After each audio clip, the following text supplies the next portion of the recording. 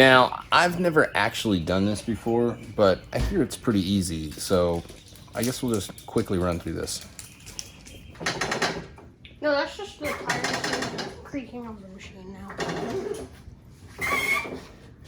Imagine me showing you how to take off all this stuff, because I'm not going to film it. So here's a tip for you guys. Something I learned in the old millinery. A lot of these cotter pins, they come long. And when they're long, you have to trim them. When you trim these off, these things go flying. So a little trick is to actually take your dikes. And what you do is you take some either clear RTV or some black RTV. This stuff has been in there for about 3 years now. But what this does is it acts as like a set of fingers, and it keeps you from losing that piece of metal. So yeah, that's how it works. And then your RTV just catches it and drops out in your hand. Well, there goes the axle. Damn it, you gotta love that. Go back together, please. Okay. Got lucky there. All right, so I got an axle puller from Dustin Robbins, all things UTV. It's pretty small, pretty compact. It actually folds down to about half the size where the big bolt that's in my hand is actually inside the column there. We're gonna give it a shot. I got a pesky Rhino 2.0 in there that doesn't want to come out. So let's see if we can make this happen. Wiggle, wiggle, wiggle, wiggle. Slide this over there, like so. All right. Now, whoa, I'm gonna fall on my head.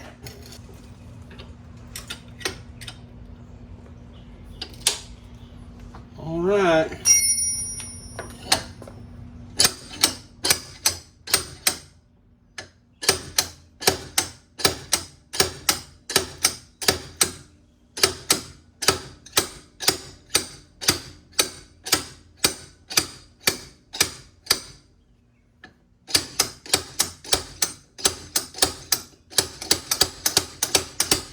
I got nothing, Jerry. I wonder, I don't think that's the same thread. No, that's definitely not the same. Oh!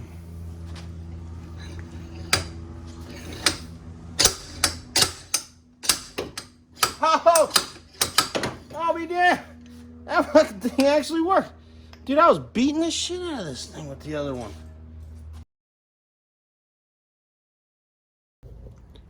All right, guys, so we were able to go ahead and get the axle out. It's out.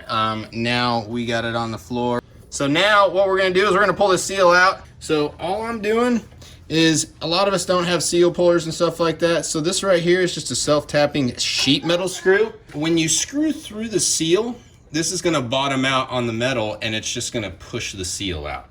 So basically all you would do is just thread it in and tighten it in, and basically what it's gonna do is it's just gonna push out on the seal there, and then you should just be able to pull the seal out. And there you go. Seal's right here. Looks pretty good. It had a big dent in it.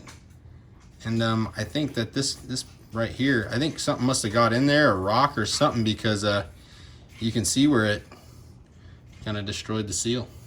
So here's our new seal. Basically what I'm gonna do is I'm gonna go ahead and put this thing in. I've actually got an old wheel bearing right here, and I'm gonna use this as my tool to put this on. I don't wanna have to do this twice.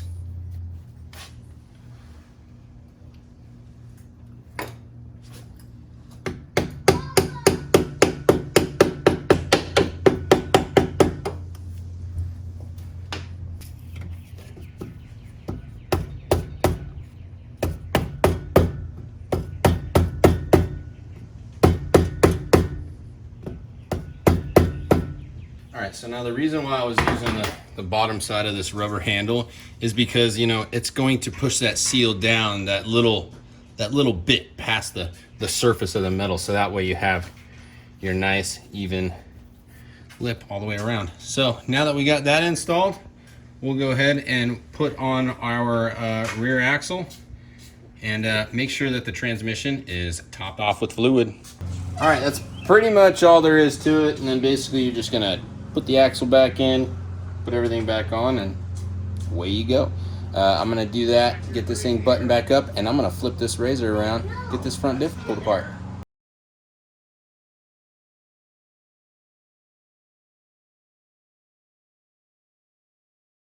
That's it. Man, I'll sit here. It's having a pretty good day. Change that seal on the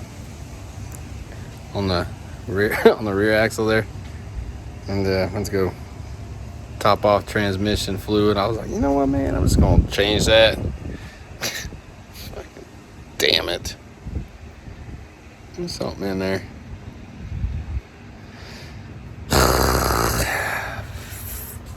I'm going to the pool. All right, so it's day 2 of this video. We'll jack this thing up and get this thing ready. I'm gonna go ahead and just pull the front diff out, and we got a whole new hub assembly here in the box. And this is